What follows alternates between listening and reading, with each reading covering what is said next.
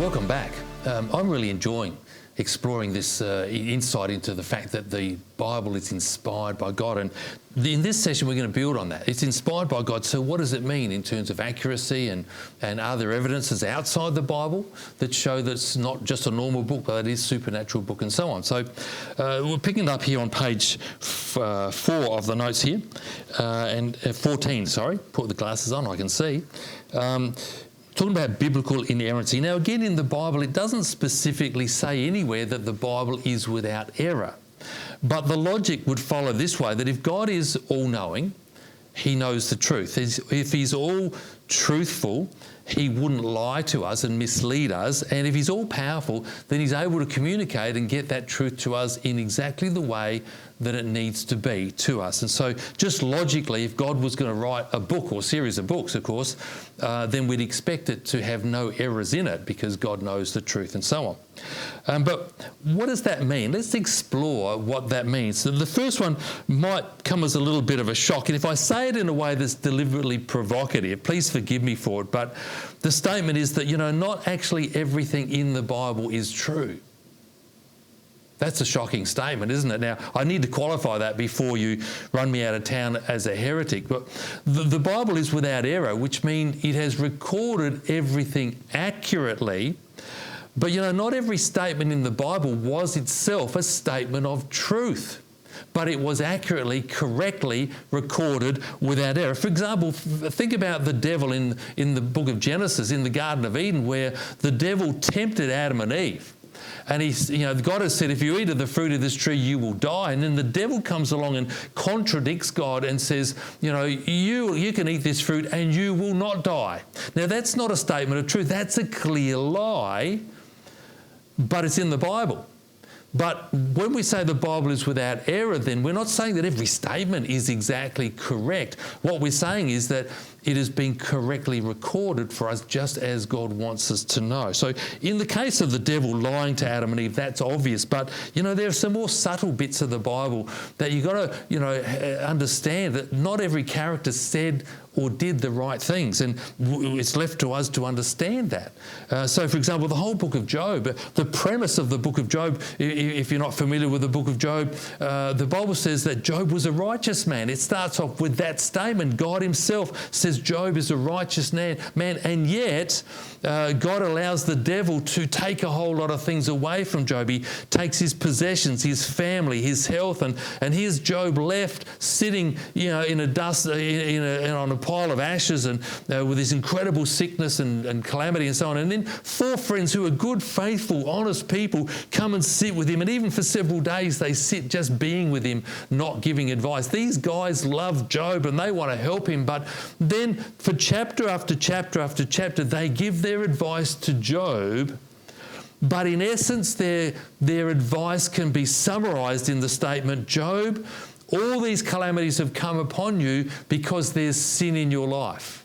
And if you'll just repent of that sin, then you'll experience the blessing of God again. But we know from the start of the book that wasn't the cause of Job's problems. He was a righteous man. I'm sure there was sin in his life, but that was not the cause of his problems. The cause of his problems was God had allowed the devil to do these things. Their advice was in fact wrong. And it goes on for chapter after chapter after chapter. So you just can't flick the book of Job open and read even a chapter and say, well, this is the word of God and it's true. No, the Bible is accurately recording the wrong advice that these counselors gave. It's a bit subtle there, but it's important to understand that we just can't pull verses out and so this is in the Bible, it must be true.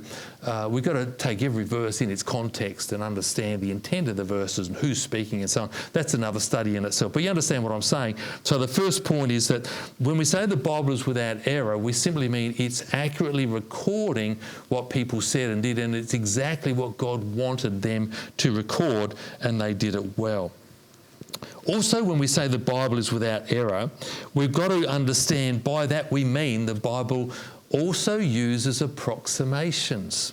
See, the Bible is intended to be read as normal conversation, the way we normally communicate with one another. And, in life we make approximations all the time, and they're not a big deal because we know what we're trying to say. And the Bible does that at times as well. There's an example here in Chronicles where God is describing a brass laver. And if you look down on that laver from the top, it was circular. And then the dimensions are given, and the dimension of the diameter is given as 10 cubits. But then the dimension of the circumference is described as 30 cubits. Now, anyone who's done any basic geometry knows that the circumference of a circle is pi times the diameter. And so if this bowl has a diameter of 10 cubits, the circumference wouldn't be 30 cubits, it would be 31.14 whatever cubits. And so those who like to see problems in the Bible go, you're telling me the Bible's without error? God can't even do basic math. And they make a big deal of this, and at that point you just need to look at them and simply say politely, get a life. Because God's communicating in ways that are normal. If I said, we went away on holidays 5 months ago and it happened to be 4 months ago, it's not critical. It's just an approximation. And so that's what God does at times. He uses approximation. So if he says there were 10,000 soldiers, is it really 10,000, or was the number, 9,875 or something like that? We've got to understand it's normal communication. So God does approximate. That doesn't mean they're errors. It's just normal communication. Also, the Bible uses normal language as in colloquial terms of speech, so it describes things as they appear. So it says things like the sun rises. Now, we know the sun actually doesn't rise. Actually, it's the earth rotating, isn't it? But God is not as pedantic as that. He just describes things as they appear to humans. May not be scientifically correct, but that's not the intent. The message is correct to the level of accuracy that God wants. Also, the Bible uses poetic license.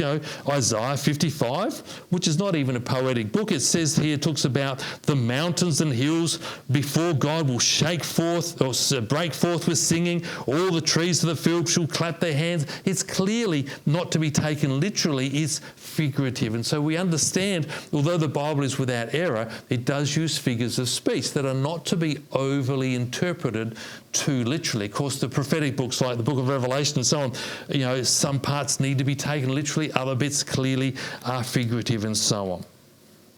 Then I suppose it boils down to this, that sometimes we do read things in the Bible and to our logic they seem to be clear contradictions of what it said in other places. And not many places does this happen. There are a few of those, but usually answers can be found, and often the seeming errors seem to come from the idea or come from the fact that we're not in their culture. We don't understand maybe the geography or the way that, the language or whatever that day, the culture of that day. And so what might appear to be contradictions are not when we understand a little bit more of the background. So to give you a couple of examples here, we've got an example of Jesus presenting the Sermon on the Mount. And in Luke's version, Luke 6:17, talking about Jesus says he came down with them and stood on a level place and then delivered the Sermon on the Mount. Whereas in Matthew 5 of the same story, it says there, seeing the crowds, Jesus went up on a mountain and then delivered the Sermon on the Mount. And so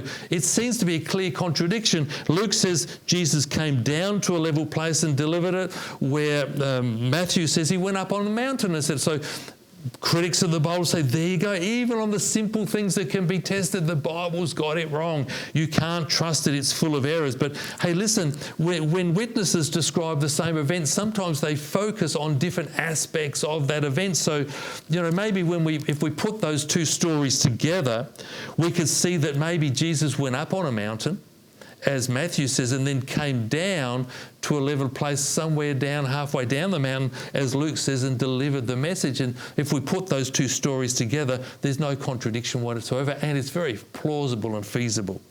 The Gospels seem to have lots of instances like that. Here's another one that, again, on first sight seems to be a contradiction, but is not when you know the history. Matthew says, this is the healing of the blind men. Matthew 20, verse 29, it says, now notice where they were going, they went out of Jericho. They were coming out of Jericho, and a great crowd followed him. And behold, there were 2 blind men sitting at the roadside. And when they heard that Jesus was passing by, they cried out, Lord, have mercy on us, Son of David. And Jesus healed them. In Mark's version of the same story, it is the same story. It says there, they came to Jericho. And then as he was leaving Jericho with his disciples, with a great crowd, Bartimaeus, a blind beggar, son of Timaeus, was sitting by, and it follows the story of the healing of one blind man called Bartimaeus, not 2 but 1. And then Luke's version again throws in other details that seem contradictory. In Luke 18, he says, as he drew near to Jericho, a blind man was sitting by the roadside, and so on. So here we have 3 versions of the same story that seem to have their facts mixed up. 2 of the versions say Jesus was coming out of Jericho, but one says he was going to Jericho. One of the versions says there were 2 blind men, but 2 say there was 1 blind man. And what is this? Well, the number of blind men is simple. There were at least 2, but not each gospel author talked about both. They just focused on one particular one called Bartimaeus. There were 2, but only 1 is mentioned in some of the stories. That's fine. That's what eyewitnesses do. But the second one about the Jerichos is very confusing until you understand back in those days there were actually 2 villages or cities close together which were both called Jericho, like an old and a new part if you like. And so you could be, to move from one to the other, you would leave one and go to the other. That's a fact of geography. And so one eyewitness, or 2 of them, happened to say he was leaving Jericho, but the other one simply described the same event from the other points, going he was going to Jericho, the other part of Jericho. So when you know the background, these initial seeming contradictions are actually not contradictions at all. We've just got to do some research. And so, some people like to pick holes in the Bible and whatever and look at these seeming contradictions. And yes, we've got to admit there are some, but they're only minor, that we really don't have clear answers for at times. But usually if you do some research and you can find out actually, no, there's answers to these things. And my experience is that they're not real questions. When people look at these things and try and contradict the Bible, they're not actually really interested in truth. They're just critical of the Bible and trying to find something with which to criticise. And so, there are whole books written on that, those sorts of errors and so on, or seeming errors. But to me, no big deal. The scholars have done the research and they're all in agreement, but most of these things can be easily explained away or supported with real history. So up to now in session 1 and in this session, we've really looked at internal evidences of what the Bible says about itself, and that in itself is not a proof that it's inspired by God, because any writer could claim to write something inspired by God, and simply making the statement is not a proof. But we've established the fact the Bible at least claims it for itself. And now, in this last bit of this session, we're going to look at external evidences that look at the Bible and show that it is a different book, a unique book, a special book, a supernatural book. And that those external evidences then will support this idea that it is a book or series of books that's inspired by God. A lot of this I've gotten from Josh McDowell, as I've noted in these notes with the quotes and so on. The first idea is this idea of variety and unity. See, we pick up our Bibles and we treat it like one book, don't we? And it's wonderful that we can do that. We might be reading something in Exodus and we can flick through into the New Testament and Hebrews or whatever and see how that's interpreted and so on. And we move from page to page and we use references and cross-references and so on, and it all kind of makes sense. And so we forget that what we're holding in our hands is not one book, but actually a whole library of 66 different books. And Josh McDowell presented this material, which I think is absolutely fabulous. He talks about the fact that when the first author picked up his pen to write and the last author put his pen down after writing, there was a span of something like 1,600 years or 60 different generations of people. Think about that. That's a long time. 1,600 years. Imagine how culture would have changed in 60 generations. It's written by more than 40 different authors, and again, their backgrounds were different. Some were kings, some were peasants, some were philosophers, some fishermen, some poets, statesmen, scholars, and so all different backgrounds of life, and therefore you'd expect to have different worldviews. They were written under different circumstances, some in times of war and fear, others in times of great prosperity and peace, sometimes in comfort or hard, and others in hardship, some in joy, some in despair, and so on, which again you think would colour their opinion about what they are saying. Written in 3 different continents, Asia, Africa, Europe, 3 different languages, we've mentioned that before. And even there are all sorts of different styles of writing, history, poetry, letters, and so on. And yet, when we read the Bible, there's this unity that flows from cover to cover. As I said, we pick it up, and we think nothing of reading something from one book and then jumping back to a different testament altogether and reading something else and putting those ideas together.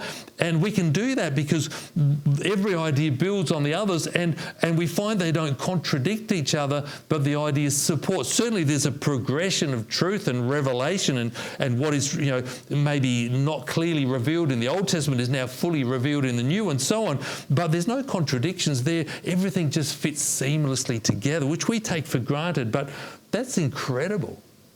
To bring it into to the modern day, think about doing a Google search. And, let's Google something that's a controversial subject, issues of life, marriage, divorce, whatever. And if we do one Google search on those topics, we'll find a vast array of opinions, and sometimes those opinions will contradict each other. But remember, we're Googling in English, and often we're finding results from the same time and the same culture, and yet because by nature they're controversial subjects, it means people have different points of view. And so we just accept that people have got different points of view on controversial subjects. But, the Bible covers hundreds of controversial subjects, but not written just in one culture, one language, one time, from one group of authors who were contemporaries, but over this incredible span of 60 generations and different backgrounds, different languages. And yet, whenever they touch on controversial subjects, they all conclude the same ideas, the same truths, which is an incredible supernatural thing when you think. You can't find any collection of 66 books with such a vast array of backgrounds that agrees on everything to the level the Bible does. That's an amazing thing. That says there's one author behind these 66 different books. Another one I really like is this idea of completed prophecies. There are other books that claim to have prophetic insight and so on, and there's the realm of, there are some other prophetic writings there, but when we look at the Bible, the level of accuracy of the prophetic writings in the Bible make all other attempts at prophetic writings pale into insignificance, And let's just look at the prophecies about the Messiah. The Old Testament, they were looking forward to a Messiah, the Christ, the one who would come and in their mind liberate Israel from their oppressors and so on. And there were many prophecies about the Messiah. In fact, some have said there were something maybe over 300 prophecies about the Messiah written in the Old Testament. Now, some would dispute that number, but, give or take a few, let's go with 300. We won't even need that many for our proof today. But, but they were all totally fulfilled in the life of Jesus. Well, some would say, the only way they were fulfilled was to believe that maybe those prophecies weren't really prophecies but were written after the life of Jesus. So they were writing about him and then just, pushed off as forgeries, claiming to be prophecies. Well, that theory holds no water whatsoever, because when we realise these are all found in the Old Testament, and the Old Testament was completed by 450 BC, 450 years before Jesus was even born, these were in ink and well known, and they were well attested. So a second objection might be, well, maybe Jesus knew these prophecies, and he certainly would have. He was brought up with the Old Testament, and so maybe he fulfilled them by choice. Maybe he decided he'd be a Messiah and deliberately try and fulfill the prophecies by his own choice, and that would explain away why they were fulfilled, other than using a supernatural explanation. But that might be true for some of the things that he fulfilled. But, many of these prophecies were beyond his control. For example, the place he was born. Now, that's a pretty hard thing to organise. Yet it says very clearly he'd be born in Bethlehem. That's out of his control. Even the time of his birth, Daniel 9, it says there that the Messiah would come about 480 years after the command to rebuild Jerusalem in the Old Testament when the Jews came back from Persia and so on in captivity. And Jesus came right on time, exactly as prophesied. Again, hard to organise. The manner of his birth, through a virgin, on all sorts of levels, that's hard to organise. That he'd be betrayed by a friend and for the exact amount of 30 pieces of silver. Even the manner of death was foretold, that he'd be crucified, and even people's reactions to him when he's being crucified, that they would mock him and then cast lots for his robe and so on, being totally ridiculous. Can you imagine Jesus supposedly trying to fulfill these prophecies by choice, and he's gotten to the end of his life, he's done a great job so far, but there's just a couple to go, and he's now on the cross and he's thinking, oh man, there's that one about my garment, isn't it? The casting. And so he's calling down to the soldiers, hey guys, would you mind now playing dice for my garments, because it needs to fulfill prophecy. Now that's just ridiculous, isn't it? These things were way beyond his control, and they were only fulfilled not because he went about trying to fulfill them, but because God knew what was going to happen and wrote about it beforehand in these prophetic words. Well, maybe if these were written before his life, and maybe it's impossible for him to have fulfilled them by choice. Others would suggest, well, then maybe he just happened to be the right person at the right time and fulfilled them just by chance or coincidence. Well, we need to do the maths on that. And there's a Professor Peter Stoner, who was a chairman of a maths department in Pasadena, and he did the maths. He took 8 of these prophecies and worked out what's the chance of someone throughout history, anyone who's lived, of completing just 8 of these prophecies just by chance. Now, don't trust me or the math. Here's a maths professor. He ought to know how to do this properly. And he did the calculations that someone throughout history could just fulfill these 8 prophecies by chance, and he came up with a staggering number. It's a 1 chance in 1 by 10 to the 17. Now, that's a scientific way of writing the numbers, but it's a 1 with 17 zeros after it. That number, of course, doesn't mean much to us, but if you take that number of dollar coins, and forgive me for the Australian illustration, but if we were to cover Australia with dollar coins, with that number of dollar coins, it would cover Australia to the level of 1/2 metre deep.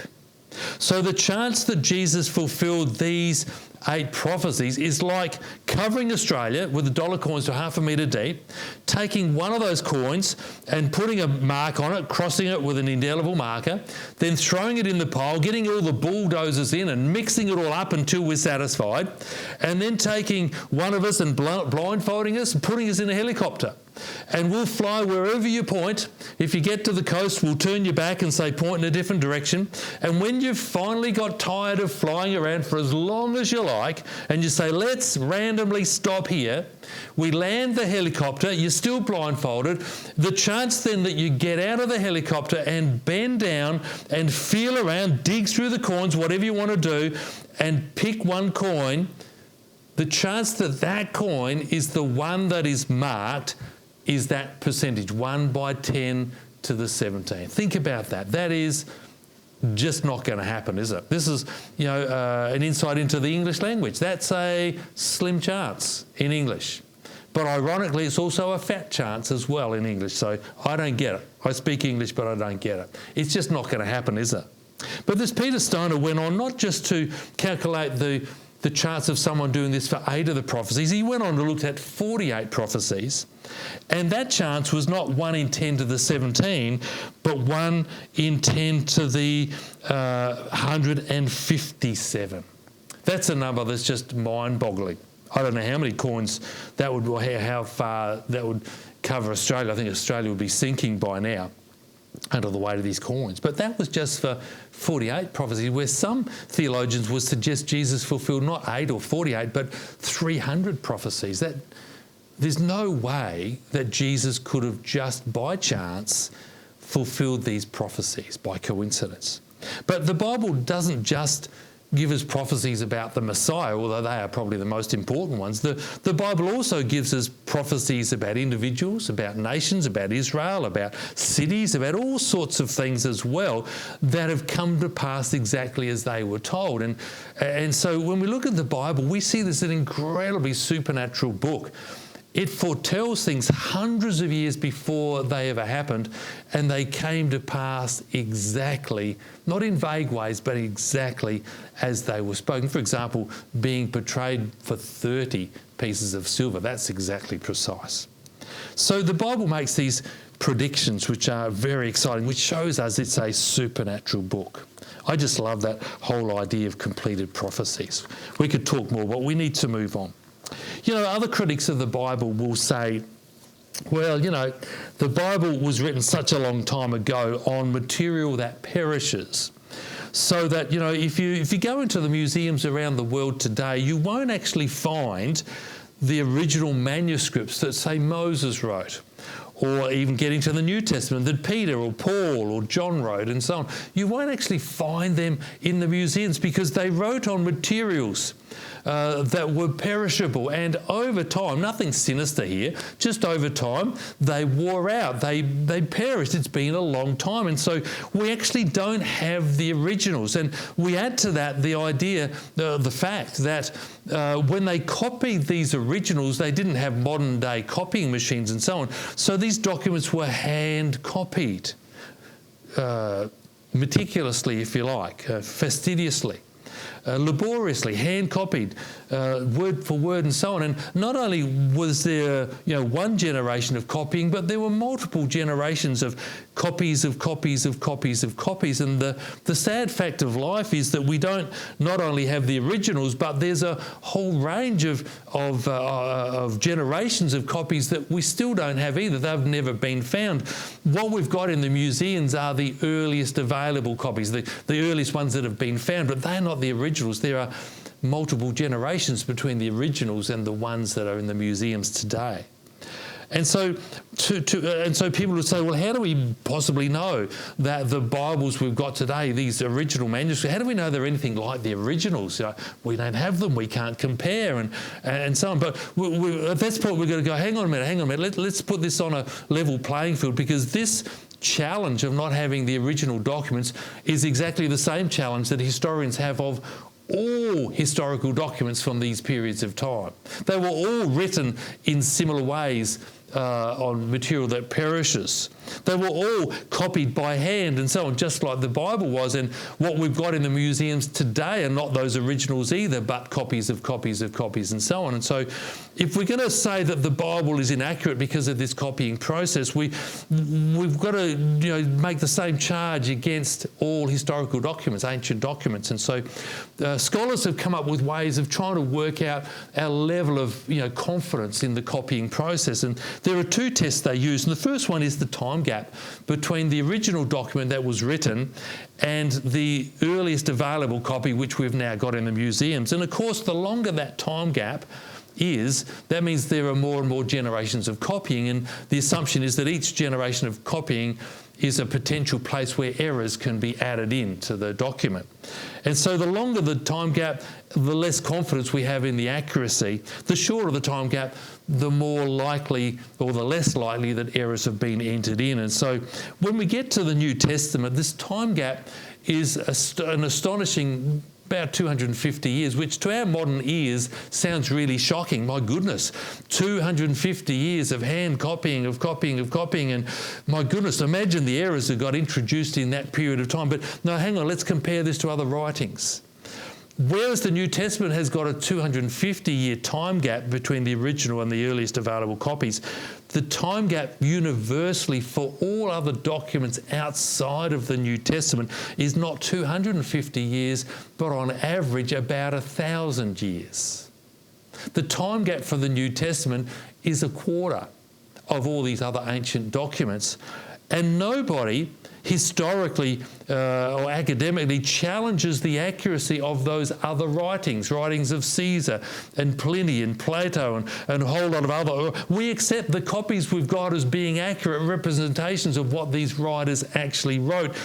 But we accept a 1,000-year time gap for those, so what's the big deal about the New Testament? The time gap is even a quarter.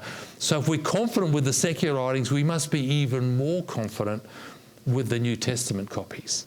The other test they use is the number of copies available, because if we find a lot of copies and we see there are some differences between them when we compare them, we can see what the majority is saying, which ones seem to be out of step with the others, and so you can make decisions over which is the right copy and which is not.